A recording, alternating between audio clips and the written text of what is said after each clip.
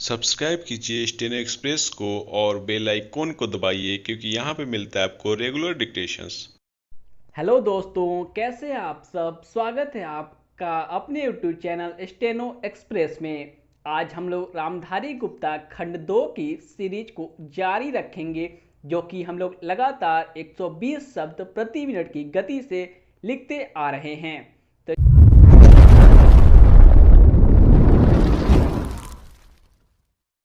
तो चलिए बिना किसी देरी के हम इस वीडियो को शुरू करते हैं।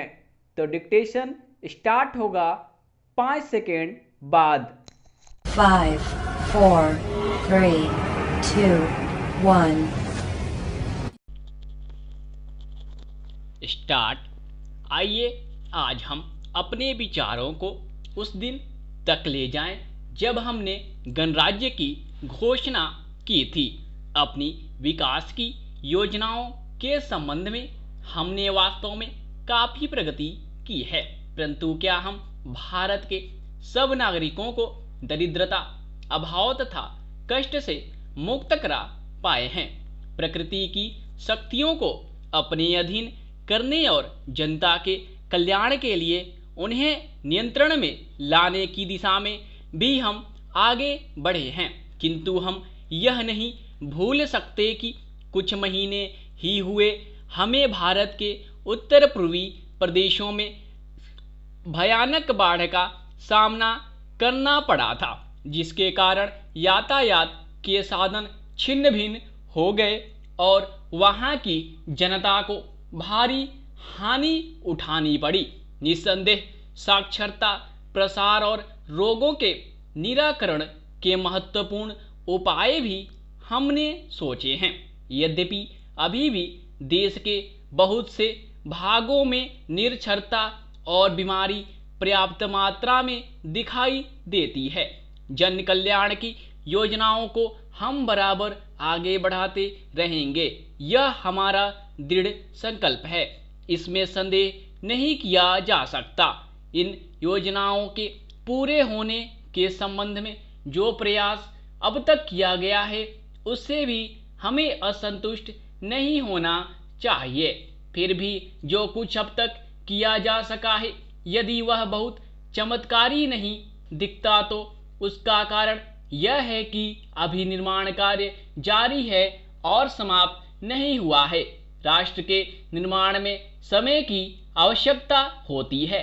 आज हमारा गणराज्य दिवस है और भारत जैसे प्राचीन राष्ट्र के इतिहास में 5-7 वर्ष की अवधि एक स्वल्पकाल है। आइए अब हम विगत वर्ष की घटनाओं पर नजर डालें और यह देखें कि विकास के कार्यों और निर्माण योजनाओं की दिशा में हम कहां तक आगे बढ़ सके हैं। Paragraph change. यदि मुझसे यह कहा जाए कि बीते वर्ष की घटनाओं का वर्णन मैं एक वाक्य में करूं, तो मैं कहना चाहूँगा कि संविधान में दिए गए निर्देशों के अनुसार हमने समस्त राष्ट्र के साधनों को ऐसे ढंग से जुटाना आरंभ कर दिया है जिससे यह स्पष्ट हो जाता है कि भारत में कल्याणकारी राज्य की स्थापना का श्री गणेश हो चुका है। पिछले वर्षों में हमने जो संकल्प और दावे किए थे, अब वे मूर्तिमान होने लगे हैं।